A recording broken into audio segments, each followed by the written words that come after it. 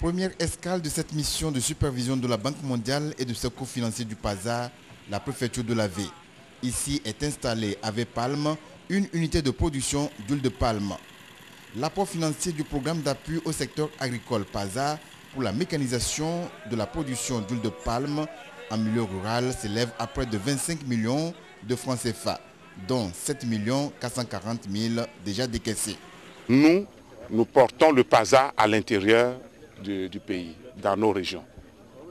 Et les femmes, ce sont surtout les populations qui acclament énormément ce projet. Et comment? Parce qu'elles ne souffrent plus avant de faire de l'huile. L'équipe de supervision a vérifié l'existence du matériel auquel était destiné le premier décaissement du PAZA ainsi que les résultats.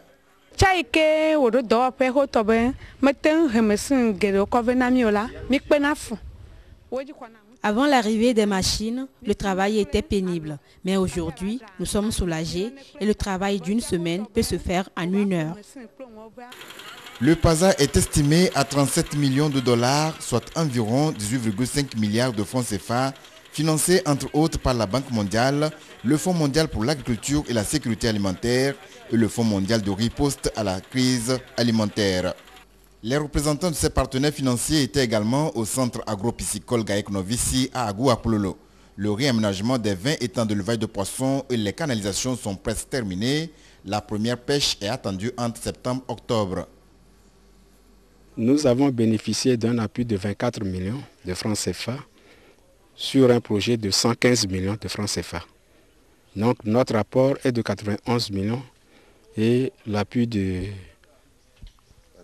PAZA est de 24 millions.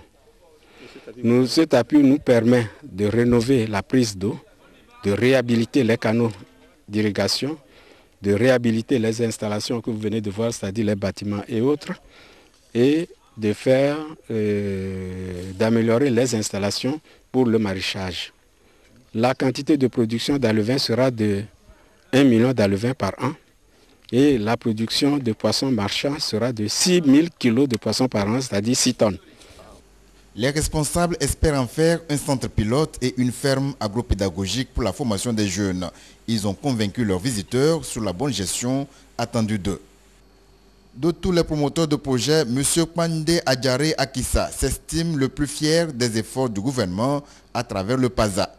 La vaccination et le déparasitage obtenus pour son élevage ont permis à ces moutons de prendre de la valeur sur le marché. Avant la vaccination, mes bêtes ne se portaient pas bien. Maintenant, je vois que par l'appui de PAZA, mes bêtes ont pris une bonne forme. Et c'était comment au départ? Ils étaient maigres, ils faisaient sortir de la morve un peu. Et des fois même, il y a d'autres qui font des morts-nés.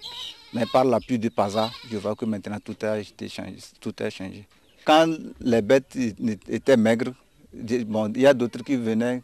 Tu vois que la bête, que ça ne va pas, tu le donnes à 15 000. Mais actuellement, j'ai des bêtes où je vends à 45 000, 35 000. On va même vouloir augmenter plus que ça. Cet éleveur rêve grand. Il a déjà en tête un projet qu'il soumettra pour les prochains fonds compétitifs du PAZA.